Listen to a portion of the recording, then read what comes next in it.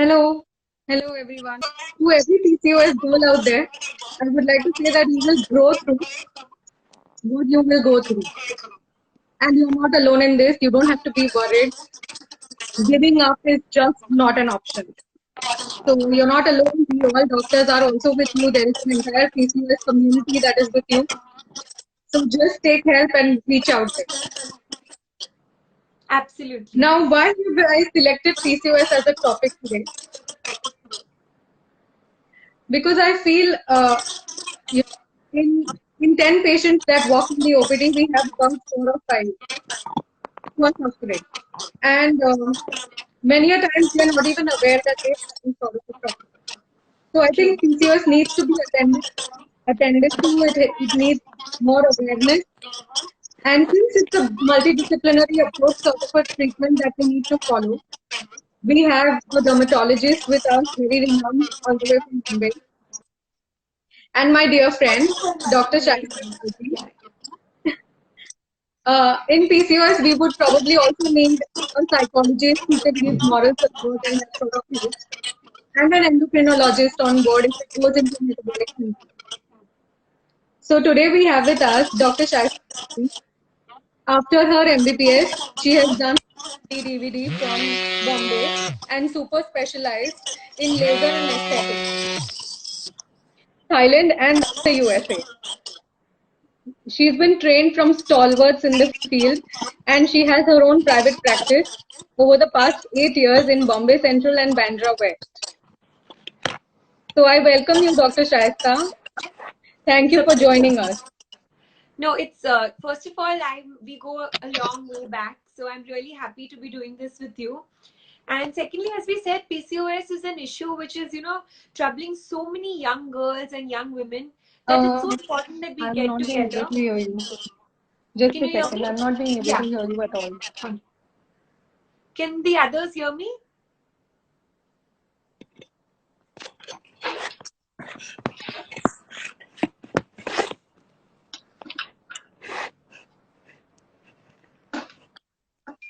Hello, can everybody hear us?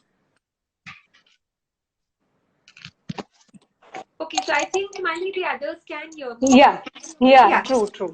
I can hear you better now. Yeah. Yeah. So what I was saying is that, in a thing like PCOS, in a condition like PCOS, it's so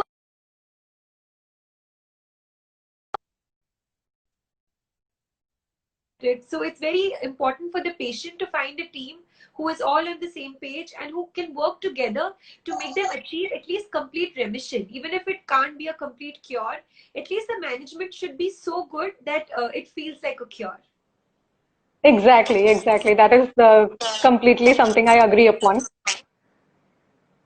And this team really needs to boost the morale of the patient, whenever they enter, because they are completely scared. And, since there is so much information available online, they're always very tensed up with the whole thing.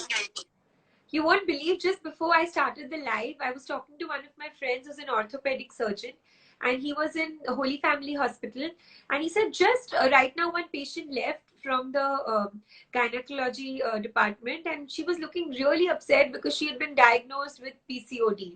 So we just had that conversation, and I was thinking that, there's no need for her to be upset. Because though it is a condition which is now going to remain with her, it's very easy to manage, and with all our help, we can see to it that they can have a normal life. They don't need to suffer. They don't need to have any compromises.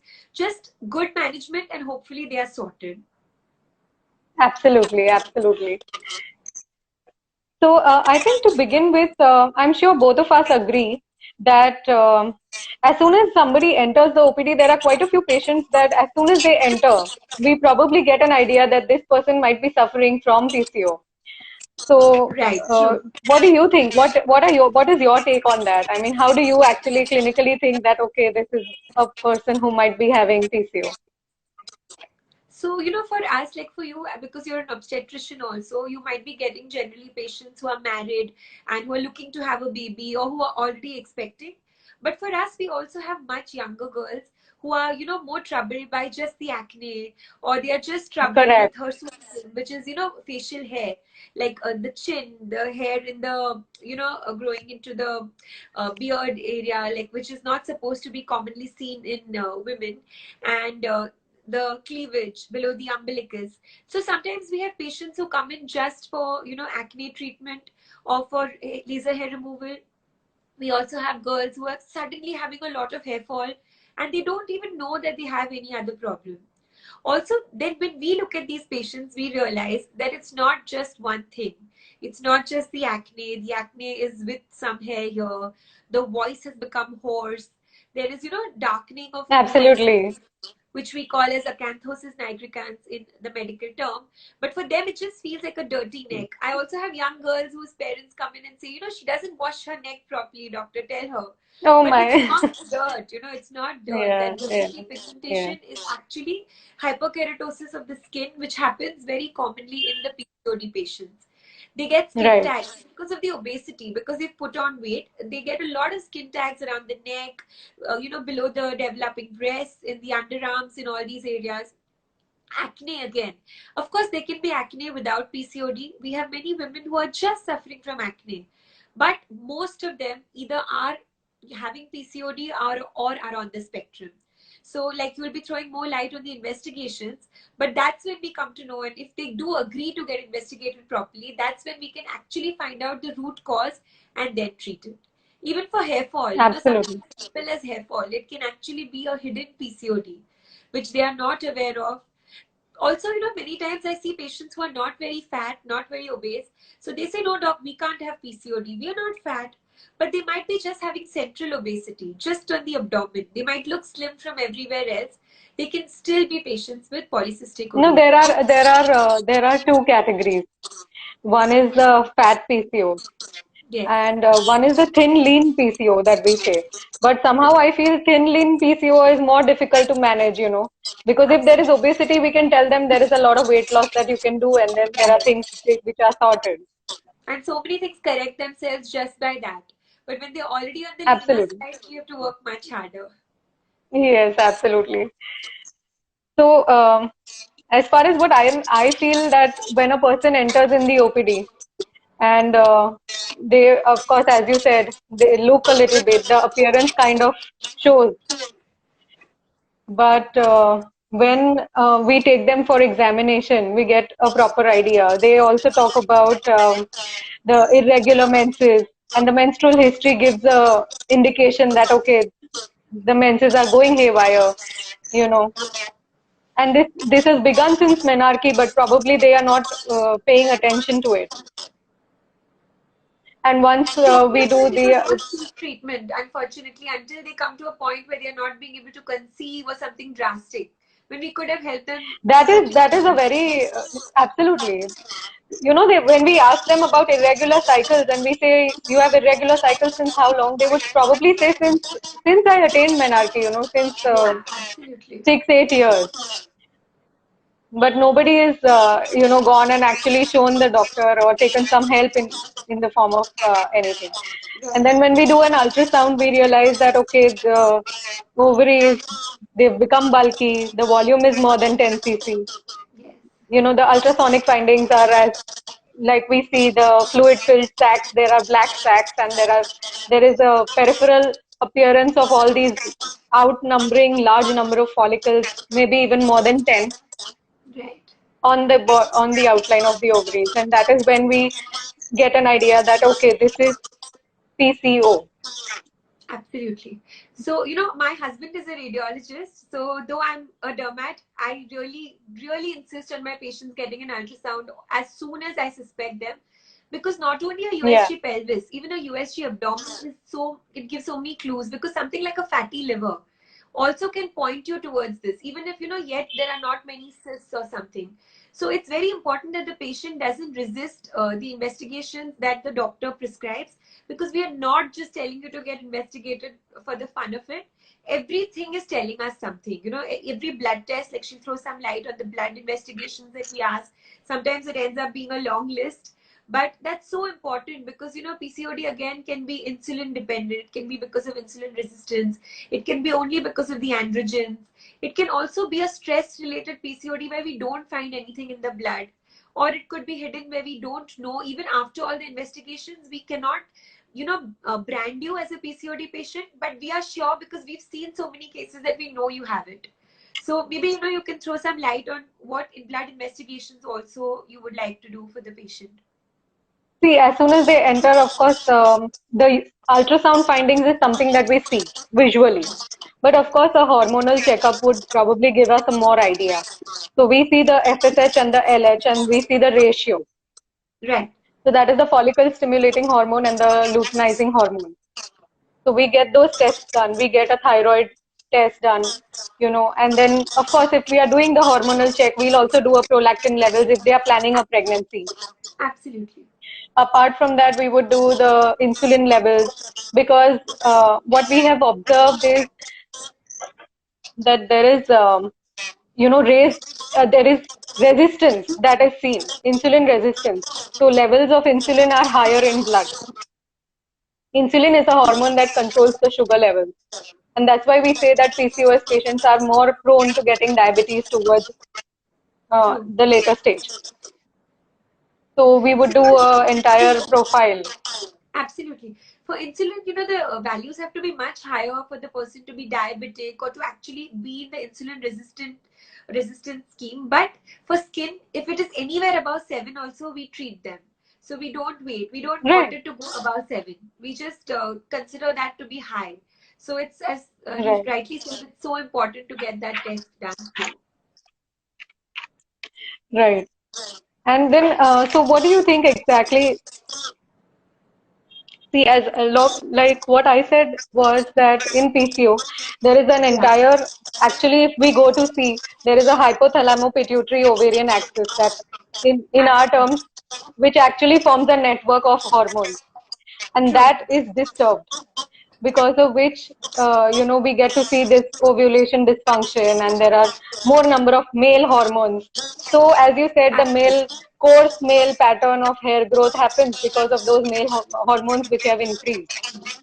Yes, yes. And all that probably gets very taxing on the females. Absolutely. So basically what happens, even the acne in the PCOD patients, even the oily skin, the loss of hair, everything is because they are tilting more towards the male prototype. So if you see in men, they are more prone to oily skin, their sebaceous glands or their oil glands are bigger, they have more nodular cystic, which is grade 4 acne, which is actually painful, pus is oozing out. That's not the kind of acne women generally should have. Women should have comedones, blackheads, whiteheads. Even our pimples are beautiful. You know, they're not supposed to be angry, but they're angry because it's the androgens which are acting on them. So that's when women go into grade 4 acne. They have oily skin, the hair fall again. You know, we do lose hair. We lose hair at the parting. We lose some, but we are not supposed to be losing so much hair so fast. That's again something because of the androgens. And again, as you rightly said, the hair distribution, the hirsutism is also because of the male hormones and the hoarseness of voice. You can sometimes, it's the only giveaway, you know, they don't have any other complaints, but their voice sounds very hoarse, especially in the lean type, you know, where they are just not ready to believe they can have PCOD. This is a good marker to give it away. Let us talk a little bit about, how do you treat these angry acne or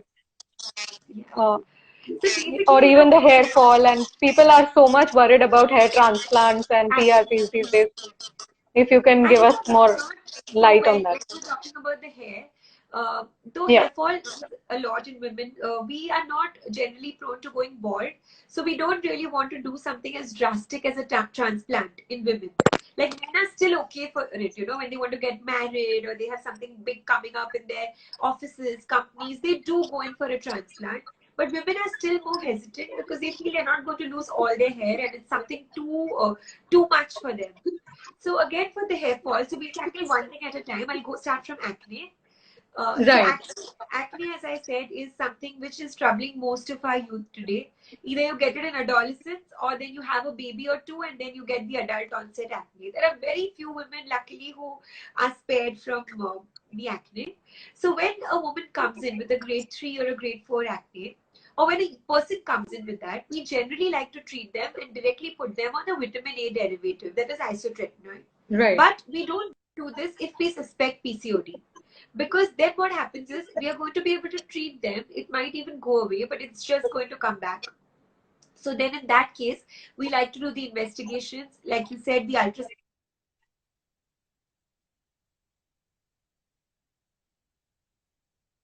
Yeah. Yeah. Yes. Yes. So the ultrasound is a great marker to tell us more about it. And we do our routine tests for the androgens, insulin, prolactin, all that. We rule it out. Once we are sure that it's not PCOD, we would give isotretinoin still. But if we suspect PCOD, then of course the lifestyle changes, which we'll discuss in some time. And we also put our patient on oral contraceptive pills or birth control pills for a short time. So see, that is very controversial, as you would know, especially because we are not treating married women only. We are also treating unmarried women, and we are also treating women who are nowhere looking at having a baby soon, but they are worried that, oh my God, 6 months, 3 months, I'll be on these pills and we get primary infertility. I may not be able to conceive later, which is a myth. Yeah, there is a lot of. Yeah, because a short time, if you take a oral contraceptive pill, hopefully it's going to cause no problem at all. And the reason we are giving you this pill is not because we want it to be the sole, we are not depending totally on it to cure your PCOD. PCOD will only be managed with lifestyle changes, which again, Dr. Himali and me will talk about more in some time. But why we start these pills, either for acne patients or for those patients who come to me for hair removal. Now, if you have hair below the chin, cleavage, back, and also below the umbilicus, these 3-4 areas are hormone dependent. Hair anywhere else is not dependent on hormones. So if you want to do your underarm laser, your bikini laser, your arms, your legs, I'll do it for you today. Whether you have PCOD or not, it's not going to come back. We'll do 8 sessions. You'll be good as new. You'll have no hair or very less hair, and you'll be good to go. But if you come to me with hair in any of these places that I've mentioned, I, as a dermatologist, will not start your laser without getting you investigated, diagnosing PCOD, and starting some sort of medication and lifestyle changes for a month. And then I will start your laser. Then you will, because if you go to a commercial setup where there are more technicians and less doctors working, they might not want to lose the patient, so they might immediately start the laser. And you might start seeing the effects, but it's not going to last. Because if your PCOD and your hormones are not controlled at the time that we are targeting the hair follicles, it's all going to come back. So if we can give you a boost with the treatment, motivate you to bring about lifestyle changes, and then do the laser for these hormone dependent areas, it's actually going to last. Same way with the acne. Right. If we treat the PCOD, we do some lifestyle changes along with it, and then start you on isotretinoin, your acne will be hopefully gone in 6 months. And even if the cysts come back, even if the PCOD pops its head again, which it keeps doing unfortunately, your acne will be bye-bye to your acne and your hair. So we need to work in this particular way. See, the PCOD is not something. PCOD is not something which is going to go, but it should just remain in your control. Yeah. Right, but at least the comorbidities, the casualties which come with it, we can tackle them if they are done in a proper way. We can get rid of them. The hair fall again that we are talking about. Hair fall again, we have 2 sorts of treatments that we do. We do something milder, which is like we get plant proteins, and with meso, so that is needleless, so there's no pain at all. We flush it into your scalp. This is good, but it's not good for extreme cases because it will stop your hair fall, but you won't actually get more hair growth. So what is the treatment, the go-to treatment, the best treatment is PRP. It's also called as platelet-rich plasma. It's very popular. Abroad they even do it for the face. They call it vampire facial. In other fields, like in ortho, they inject it into the meniscus for meniscal tears, all that. So it's used all over. We even do stem cell banking, like you must be doing for your babies. We do it in IVF also. We use it in exactly. So it's so useful in so many things. So the same way we add growth factors to it and we inject it into your scalp. So you actually, it is the best option before a transplant. So if you don't want to go in for a transplant, it is the best option. Acanthosis, what we spoke about, is the black. How All good? No, first tell me how long lasting are these effects? You know, the PRP. the PRP. So see, the PRP is basically, it's not something like a transplant. What happens in a transplant is the follicles are put, the hair starts growing, and we Yeah. basically delay the aging by around 4-5 years. After 5 years, again it starts falling. PRP, basically what it's doing, it's like, imagine a volcano which is dormant but not extinct. Yeah. So basically it is, shifting it from the dormant to the active phase. So the follicles which are sleeping, we are just awakening them. So, but it Right. does last, because once they are awake, they don't go back to sleep soon. So at least 5-6 years, you're good. We do 3 sessions, 1 month apart. Some of my patients come back after a year or two for a booster because they were so happy with the effects that they want more hair. But very rarely you'll find someone who, after a PRP, who says that they've not seen a difference, or that they would not recommend the treatment to anyone, because what we do and what the results are, it's out of proportion. The results are much better than the treatment and much more longer lasting. The laser hair removal is forever if it is done properly, for the chin and the cleavage. Once And the PRP is done, probably that day they can't step out of the house, right? so nothing like that. Some people, because there are Because of the injections. D-shaping of the head and all. No, nothing like that. It's actually an OPD procedure. You can do it and you can go. Some people feel a little heaviness in the head. So, we have outstation patients also. We tell them to take a flight the next day if possible. That's it. But otherwise, you can go about your work as normal. If somebody is more susceptible to pain, has a lower threshold, we give them a Comniflam. And we also give a nerve block, and we use topical anesthesia. So it's quite tolerable, the whole thing. Okay. Okay. Yes, Right. that was the Moving on to the black neck, the Yeah, black acanthosis. line on the neck, the So acanthosis this nigra. velvety blackness that you see behind the neck, for that, again, there are creams which are available. So you can apply them, tretinoin creams. But you be very careful. Don't just use it without consulting a doctor, because sometimes they're really strong. They can cause a lot of exfoliation. You might get bleeding. So you need to consult a dermatologist who will guide you how to use it. We also have oral tablets which you can take along with that. But the best treatment is weight loss. You lose 5 kgs, it reverses itself. So while we can give you creams for this, for anything to do with PCOD, if you are it's magic. That is absolutely a must. Absolutely. And skin tags, which also come along with any kind of obesity. It could be because of PCOD, it could be because of other hormonal imbalances, could also be because we've been lazy or overeaten, anything. Skin tags pop up. They could be on the neck, they can be in the underarm, anywhere where there's friction and the skin rubs against each other. We remove, Dr. Himali, you won't believe, around 30-40 skin tags around the neck in young women in a day.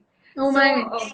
It just keeps happening. If you don't lose weight, so even if I take out all, there's no other treatment. I have to cauterize them. Some people put acid or creams. It's not going to go. And cautery is very bearable again, because we inject you with lignocaine. Okay, cautery is burning, just for information. Yeah, burning. I didn't want to use the term because it scares off the patients. But okay. You won't feel the burning at all, because we give you a lignocaine over there. So when we actually do it, you just smell it. You don't know. You can just be relaxing in a spa. It's as good as that. And imagine if I do 30 a day, that means the tolerance is quite good of the patient. So the only way to get rid of them is to remove them. But after that, the only way to prevent them is to lose weight.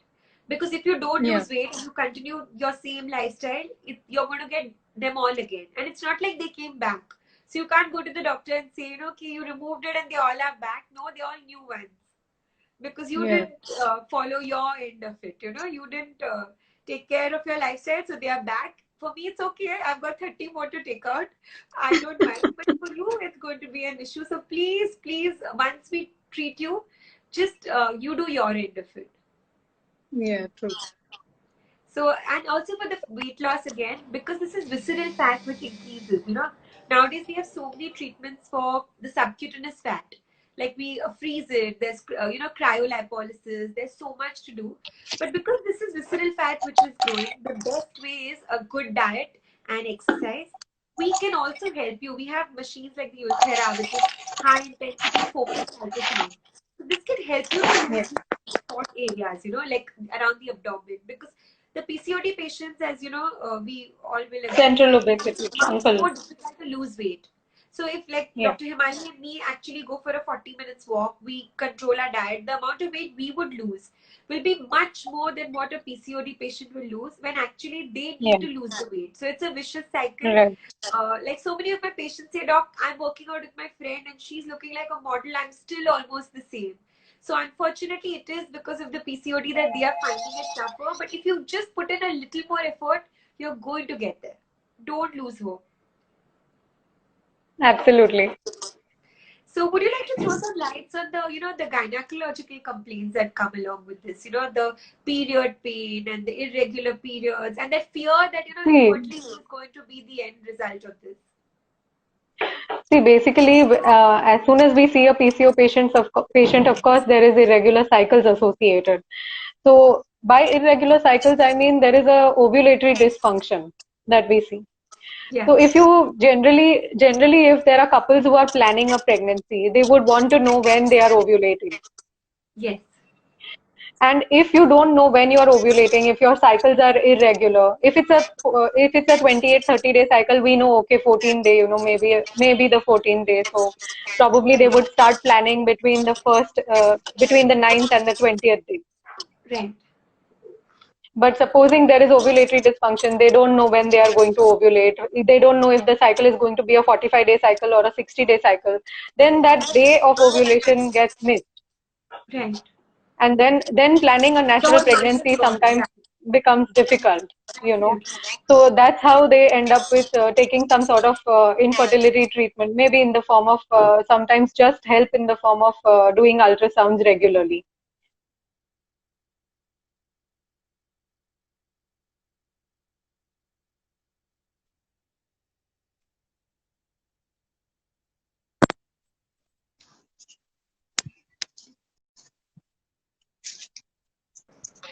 Hello?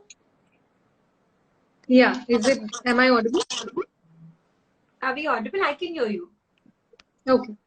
So that's how it gets missed, and sometimes people end up with taking some sort of help in the form of doing follicular monitoring, and we tell them, okay, today the follicle has become this size, now it's this size, now it's about to ovulate, and then we can tell them that, okay, now you can have planned contact at this time.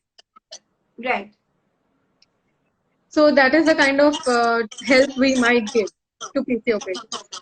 Apart from that, of course, because of the hormonal imbalance, there are some problems that we see, and that's why we focus on telling them to lose weight. Even a 5 to 10% of weight loss in the first group, that helps in regularizing the cycle. So stressing on weight loss, the diet management, that is very, very important. Probably what we say, early diagnosis and early conception, early planning pregnancy, that is the key to the treatment of PCO.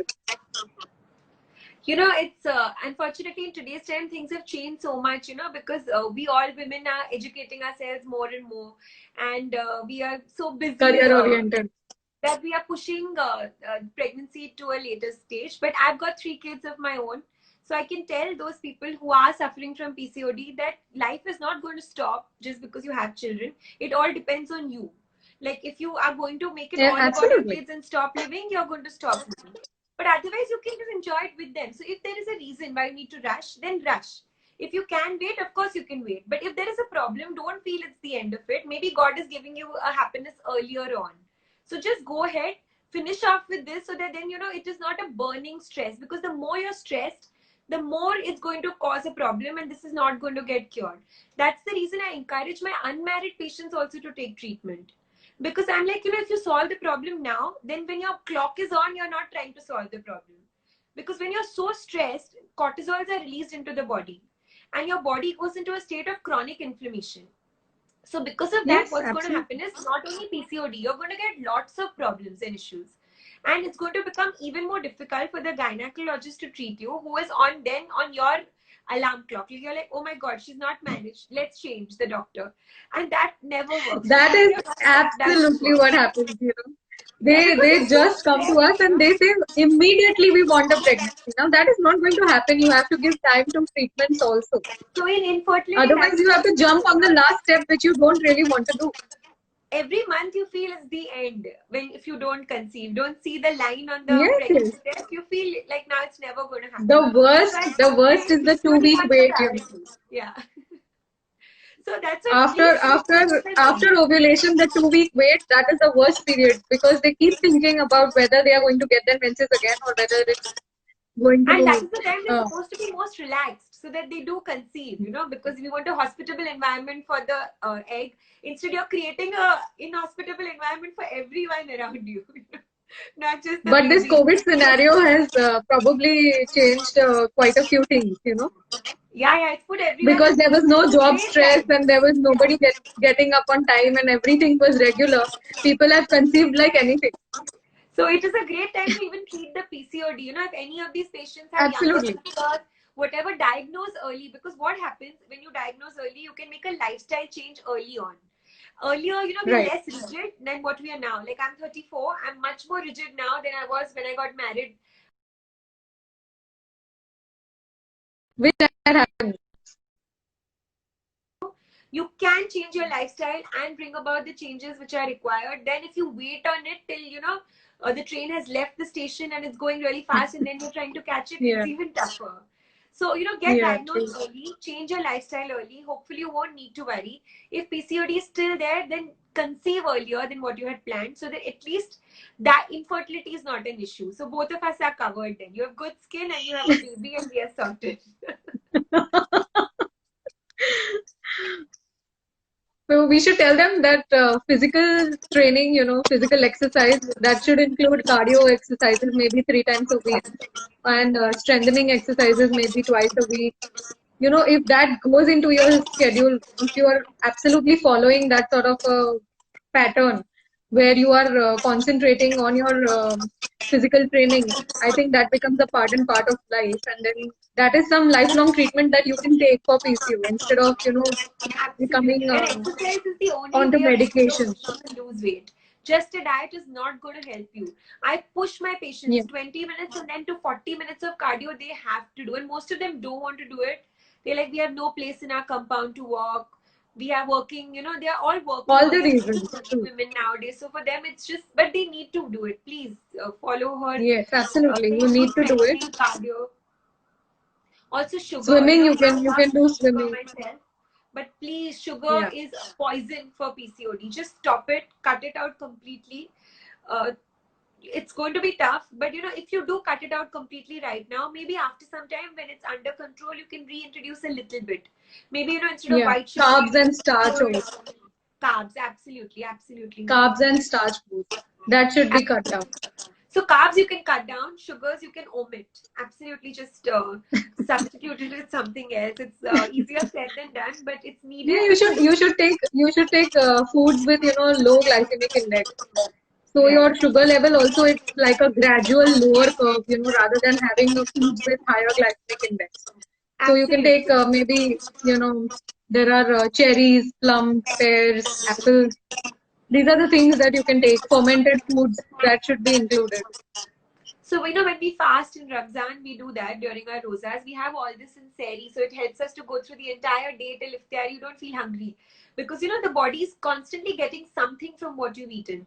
So if you try to Correct. put it Small. into your daily life, then it'll be really good. Yeah. Then you'll not feel that Yeah. craving because when that craving hits, it's very difficult to control. Also, that brings Correct. me to sleep patterns. Please go to sleep on time because if you are awake after 12, you will eat and you will eat the wrong things. We all do it, but you can't afford to do it because you have unfortunately got PCOD and we want you to not have it anymore. So sleep well, Correct. sleep enough, sleep at the right time. You just can't sleep anytime. Like if you can't go to sleep at 1 o'clock in the night and get up at 11, 12 and say I sleep for 8 10 hours. to 6 is a good time. It's an excellent time if you can manage, yeah. Yeah. Yeah. At least Ideally, 10 to 6 is an ideal time where you get 8 hours of good sleep. absolutely. And 8 hours, if you can, at least if you're unmarried and right now you don't have kids, you can definitely do it. After that, Definitely doable, yes. But right now it's possible. Please sleep. You trust us. We've done residency, so we know how much we love sleep. And we have now have children, so again, no. So whoever's getting to sleep, please sleep. Yeah. And it's going to work miraculously on you. Also, So water regular lifestyle is essential. step up your water intake. Water is very essential. It just washes off all the toxins. And basically, like she said, exercise, sleep, water intake, no sugar. These are things which are going to actually help you more than us even giving you any kind of medication. Because our oral contraceptive pills or anything else that we give you, spironolactone. There are anti-diabetic drugs which are given sometimes. Exactly, but those are just adjuncts. But those are just for the time being. Right. It's just it's not going to stay with you. To push you so that when you're starting off, correct. It's not like you're not able to lose the weight. You are working extra hard, you have no results, you get demotivated and stop. We don't want that. We want you to feel an excellent, like when a rocket starts, there's extra energy, or when you start swimming, you get that push. That's all we are doing with our medication. Rest of it is only in your hands.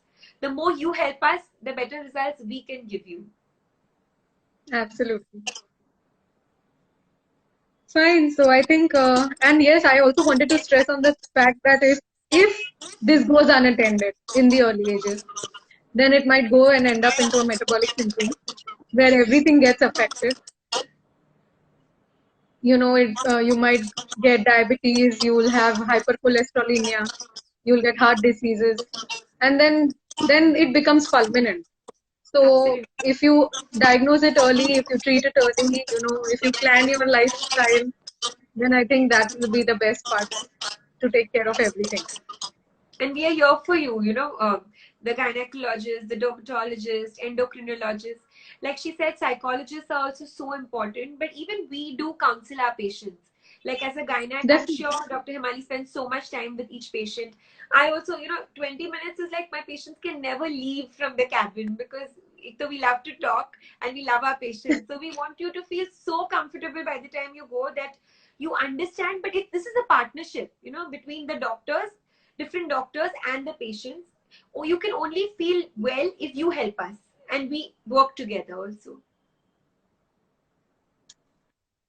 I'm sure. I hope these clear-cut messages have gone through people's minds and created an impact, and I hope it helps them in their lives. And if there's any concern or any problems, you can always contact us. Yeah. Even we are both available for online consults as well because we are in different cities and states right now. So if anybody from there wants to contact me or from Mumbai wants to contact Dr. Himali, we'll be more than happy to help you. This is a condition where we can help you even on the phone or online. Of course, then if you need, we can refer you to good doctors in your area if you need any treatment to be done. So, we can pass Absolutely. you on to someone who's reliable and good. Like if you have skin tags, you need the cautery to be done. Or, if in case of infertility, of course, I would then definitely recommend you can fly down to Gujarat. Also, it's a big enough thing to, go there. But otherwise, also, I'm sure Dr. Himali will help you with in a way that you can go about it quickly and get a solution. Surely. We are there even on Instagram, or you can contact either of us. And you can give questions it was a pleasure. In the comments. We'll be happy to answer them. If there are more questions, if you'd like us to cover any other topic also, we would be happy to, do this again also. Where maybe, I can invite Dr. Himali over this time. Surely. We'll try and cover whatever is pending. If you have any other queries or concerns, we will definitely address all of that. Thank you so much for inviting me. It's been a pleasure. Okay. Yeah, okay. Thank you for coming, Dr. Shaista. I'd like to take a moment. Tomorrow's Teachers' Day, so some of my teachers do join in, my kids' teachers. So I would like to wish them, and if any of your patients are also teachers, a very happy Teachers' Day. Happy Teachers' Day to everyone in advance. To each other because we've learned so much from each other over this Absolutely. time. Yeah, so happy Teachers' Day. Happy Teachers' Day to you too. Okay, Thank bye. you. Thank you. Bye-bye. Bye.